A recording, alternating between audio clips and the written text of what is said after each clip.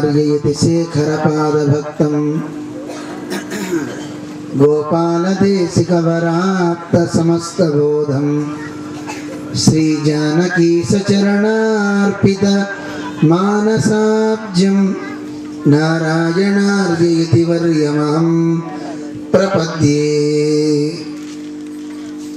अग्रतः पृष्ठतश्चैव पार्श्वतश्च महाबलौ आकर्णपूर्णधन्वानौ रक्षेतां रामलक्ष्मणौ। जय श्रीमन्नारायण, जय जय श्रीमन्नारायण, जय जय श्रीमन्नारायण। प्रिय भगवत बंधुलारा,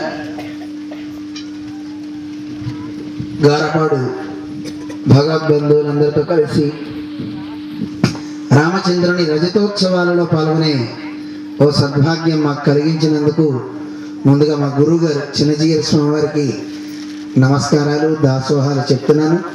ఎందుకంటే ఈరోజు వచ్చే సందర్భం కాదు.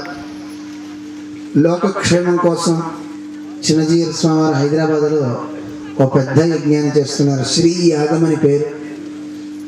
కొన్ని వేల మంది భక్తులు అక్కడికి వస్తున్నారు. వారు ఒక్కరే అయిపోయారు. తోడు నేనుండి వారికి సహాయం చేస్తూ మంత్రాలు చదువుతూ ఉపన్యాసాలు చెప్తూ గొంతు పోగొట్టుకున్నాను. అయినా సరే మన గారపాడులో ఉన్నటువంటి మహాభక్తులు శ్రీమతి పద్మావతి రామచంద్రరావు గారు, అలాగే శ్రీమతి రత్నకుమారి జగదీశ్వరరావు గారి దంపతులు గతంలో మా రామకృష్ణ గారు తీసుకొచ్చి దెబ్బలాడారు. మీరు రావాలి ఎలా అయినా సరే. తప్పకుండా వస్తాను వాళ్ళు చెప్పారు కనుక ఒకసారి రావాలి అని మేము అనుకున్నాం. మాకు పల్లెటూర్లన్నా బాగా ఇష్టం. దేవుడి దగ్గరికి వెళ్ళాలి, మంచి కార్యక్రమాలు చేయాలంటే చాలా చాలా ఉత్సాహం. ఆ ఉత్సాహంలో ఎక్కువ మాట్లాడి ఇలాంటి ఇబ్బందులు తెచ్చుకుంటుంటాం.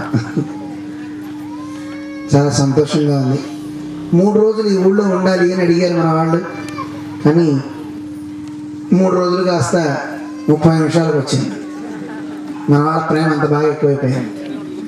చాలా సంతోషం. రామాలయంలో రామచంద్రుడు చాలా చాలా అందంగా ఉన్నారు. భద్రాచలంలో రామచంద్రుని చూచిన అనుభూతి నాకు ఇక్కడ కలిగింది. అలాంటి గొప్ప రాముడు ఉన్నాడు మన ఊళ్ళో. మనం భద్రాచలం వెళ్ళనవసరం లేదు.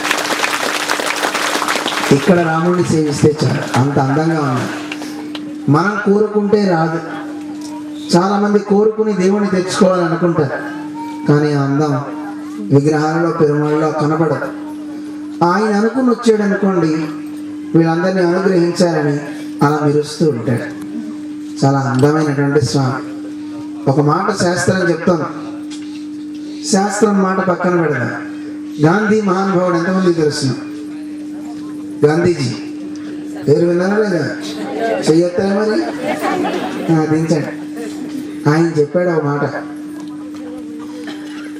రామాలయం లేని ఊరికి వెళ్ళకు, గోవు లేని ఇంటికి వెళ్ళకు అని. రామాలయం, గోవు 2 ఊళ్ళో ఉండాలి. ఉండాలా వద్దా? ఎందుకు ఉండాలి? ప్రశ్న వేసుకున్నా. ముందు రాముడు గురించి తెలుసుకున్నా, గోవు గురించి తెలుసుకున్నా? ముందు గోవు గురించి తెలుసుకున్నా. నా మంచి ప్రశ్న అడిగాడు మనవాడు. ఎందుకంటే పొద్దున్న లేసి చాయ్ తాగాలన్నా, కాఫీ తాగాలన్నా, పాలు తాగాలని అంటే మనవాడికి అందుకే గోవు గురించి తెలుసుకున్నా అనిపిస్తాను. మనకి చాలా పశువులు ఉన్నాయి. ఈ పశువులన్నిట్లో గోవు దానికి ఉండే మహాత్మ్యం మిగతా వాటికి దేనికి లేనే లేదు. శాస్త్రం చెప్తుంది గావో విశ్వస్య మాతరః అని. గోవు ఈ లోకానికి మొత్తానికి తల్లి. ఎందుకు గోవుకు అంత ప్రాధాన్యం ఇచ్చారంటే, మనం గోవుని చూస్తాం, గేదెల్ని చూస్తాం, గుర్రాలను చూస్తాం, ఎద్దుల్ని చూస్తాం, ఎన్నిటిని చూస్తాం. కానీ ఒక గోవు దానితో సాటి ఏది రాదు. ఏమిటి గోవు యొక్క గొప్పతనం అంటే, వచ్చారు ఆయుర్వేదం డాక్టర్, ఆయన చెప్పారు, ఏమండి స్వామీజీ, మన పెద్దలంతా ఋషులంతా చెప్తున్నారు స్వామీజీ, గోవు ఒక్కటి ఆక్సిజన్ని పీల్చుకుంటుంది, ఆక్సిజన్నే వదులుతుంది. గొప్పదా కదా? ఆక్సిజన్ని పీల్చి ఆక్సిజన్ని వదిలే జంతువు ఏదైనా చూపించగలరా? మనం గాలి పీల్చుకుని వదిలేమంటే ఆ వదిలిన గాలి చాలా చెడు, ఇతర ప్రాణికోటికి ఇబ్బందులు వస్తాయి. కానీ గోవు ఒక్కతే ఆక్సిజన్ కూడా విడిచిపెడుతుంటాడు. అలాంటి గొప్పతనం గోవులో ఉందట. 2 వృక్షాలలో ఆక్సిజన్ని పీల్చుకుని ఆక్సిజన్ని ఇచ్చేది రావి వృక్షం కూడాట. అశ్వత్థము అని పిలుస్తారు. ఏమంటారు? అశ్వత్థం. అలాంటి గొప్ప వృక్షం. అందువల్ల గోవు కేవలం గాలినే కాదు, అవి ఇచ్చే పాలు కానీ, వాటి మూత్రం కానీ, వాటి పేడ కానీ ఎన్ని రకాల ఉపయోగాలు ఉన్నాయి. క్యాన్సర్ లాంటి రోగాలు తగ్గుతాయి, ఎన్నో రకాల రోగాలు పోతాయి.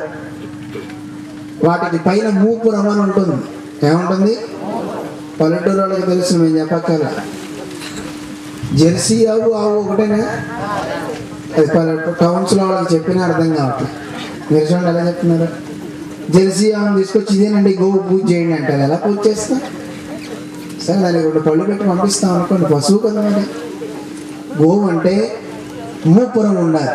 ఏముండాలి? ఆవు మీద ఉండేది ఏమండి? మూపురం.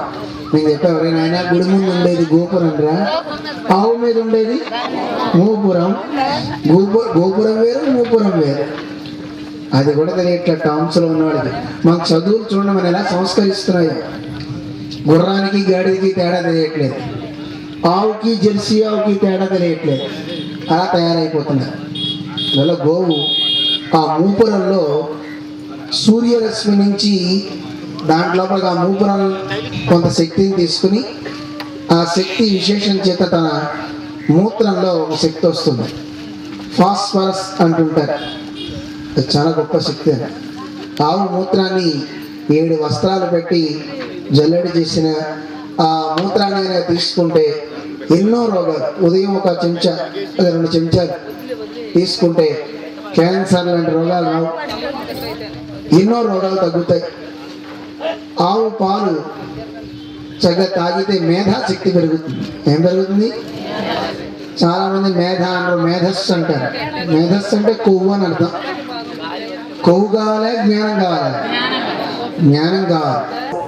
ఏంట్రా ఒళ్ళు కొవ్వు వచ్చిందా నీకు అంటుంటాం కదా.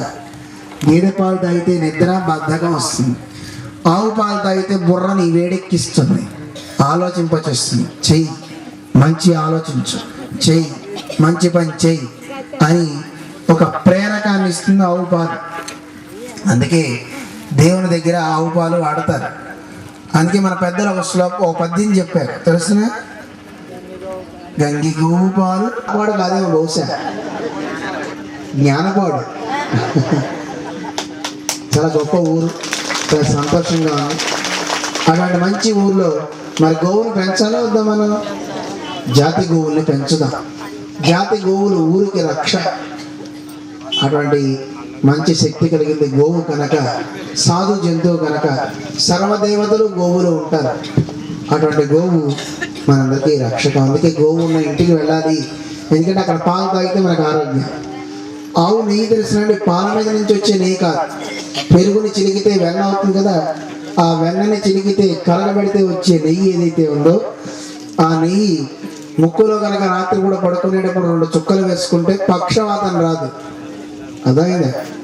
రాత్రిపూట కొంచెం నెయ్యిని స్టవ్ మీద కాకుండా వేడి నీళ్ళల్లో కరగబెట్టాలి. ఆ వేడి నీళ్ళల్లో దాన్ని కరగబెట్టుకుని పడుకునేటప్పుడు 2 చుక్కలు వేసుకుంటే నువ్వు పడుకుంటే పక్క వాళ్ళకి మెలకు రాకుండా నిద్రపోతావుట. అంటే అర్థమేంటి? గురగా రాదు. బాగా గుర్తుపట్టారే మీరంతా.